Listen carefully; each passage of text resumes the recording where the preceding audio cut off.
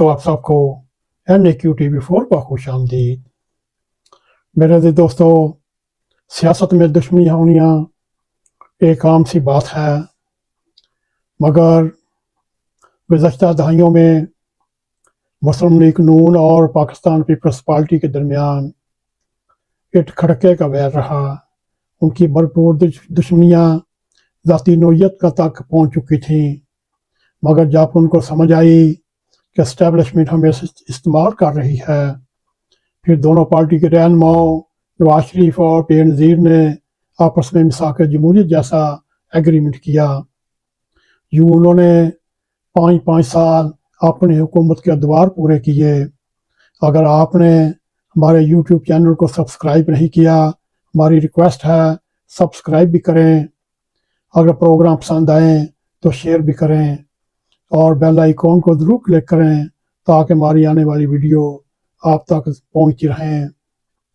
मौजूदा दौर में अगर देखा जाए, सियासी जमातों में दुश्मनियाँ पैदा करने में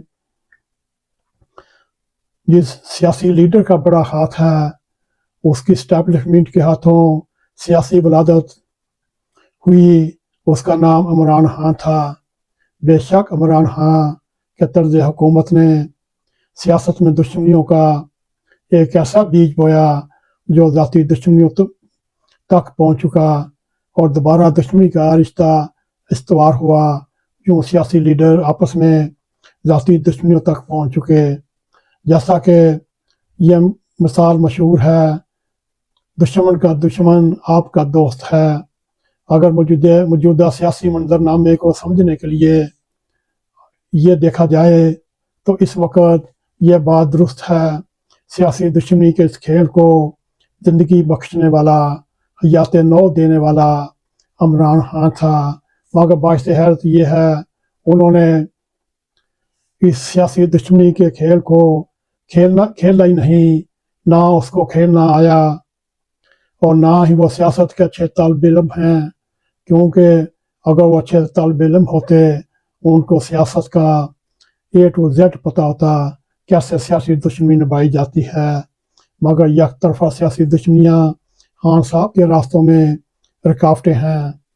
जिन सियासतदानों ने, जिन साइंसदानों ने खान साहब को पैदा किया और उनको खान साहब को समझ न आई, ये साइंसदान चंद साल बाद ही मतलून मिजाज के वाक़या होते हैं। ये जल्द ही अपने पैदा किए हुए बच्चों से नाराज़ हो जाते हैं, फिर वो और रास्ते ढूंढते हैं और अगर उनको कोई और हलीफ ना मिले, फिर वो कोड़ा गुट बार के उसी के साथ चलते हैं। मेरे अज़ीज़ दोस्तों, और उनको यानी इस्टेब्लिशमेंट को बदलने में ज़्यादा वक्त नहीं लगता और सियासतदानों की दुश्मनी की फ़िज़ा में नए हलीफ ढूंढना उनके लिए ज़्यादा मुश्किल नहीं होता। मेरे अज़ीज़ दोस्तों, अगर उनको कोई हलीफ ना मिले, फिर वो जो मौजूदा सिस्टम चलता है उसके साथ ही सब्र शुक्र के साथ उनको चलना पड़ता है। इतनी सी सादा बात इमरान खान को समझ ना आई, बल्कि वो अपनी नासमझी की वजह से अपने निशाने से आहिस्ता आहिस्ता दूर होते जा रहे हैं।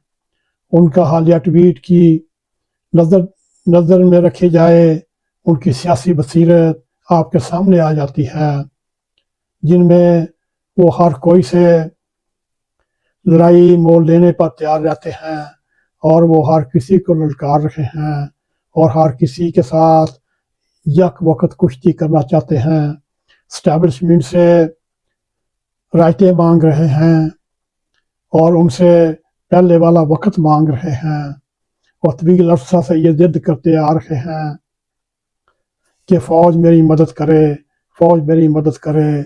लेकिन दूसरी तरफ फ़ौज की हालत का कोई मौका ज़ाया नहीं करते, बल्कि फ़ौज को जड़ाने के लिए कभी सकूत डाका का जिक्र करते हैं, कभी हमूद रहमान कमीशन का जिक्र करते हैं, कभी जनरल याह्या खान का जिक्र करते हैं और कभी मुजीबुर रहमान का जिक्र करते हैं।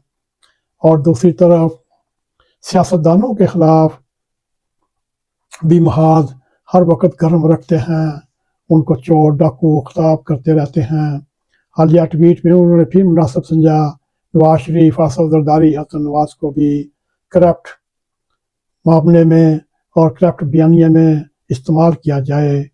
یہ خان صاحب کی ٹیکنیک ہے، وہ ایک وقت میں فوج کو بھی گالی دیتے ہیں اور اسی وقت سیاستدانوں کو بھی گالی دیتے ہیں۔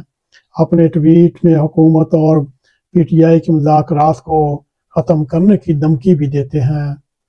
میرے عزیز دوستو، عمران خان نے ہر ممکنہ کوشش کر کے نہایتی محنت اور لگن کے ساتھ اپنے اوپر مفاہمت کا ہر دروازہ بند کرواتے چلے جا رہے ہیں۔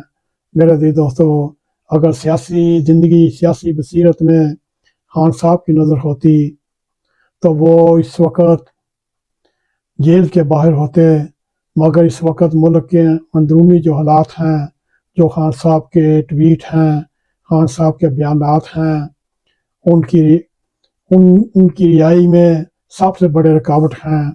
اگر عمران خان اپنے دشمنوں پر ایک ہی وقت پر حملہ کرتے ہیں، ایک وقت پر ہی حملہ آور ہونے کی کوشش کرتے ہیں، جب یہ ان کے سٹیک ہولڈر دیکھتے ہیں، چاہے وہ فوج ہو، چاہے وہ اسٹیبلشمنٹ ہو، چاہے وہ سیاسی جماعتیں ہوں، وہ سب ایک مٹھی ہو جاتی ہیں، سب آپس میں متحد ہو جاتے ہیں، اور خان صاحب ان کے ہاتھ جو مضبوطی سے بندھے ہوئے ہیں وہ کھلوا نہیں سکتے۔ یہ بات خان صاحب کو سمجھ کیوں نہیں آتی؟ اگر آپ نے مزاحمت کرنی ہے تو ایک ایک کے ساتھ کریں، کٹھے جب بھی حملہ کریں گے آپ کو شکست ملے گی۔ یہ بات کیوں سمجھ نہیں آتی؟ میرے عزیز دوستو، یہ خان صاحب کی جیل کی زندگی کے راستے میں سب سے بڑی رکاوٹ ہے۔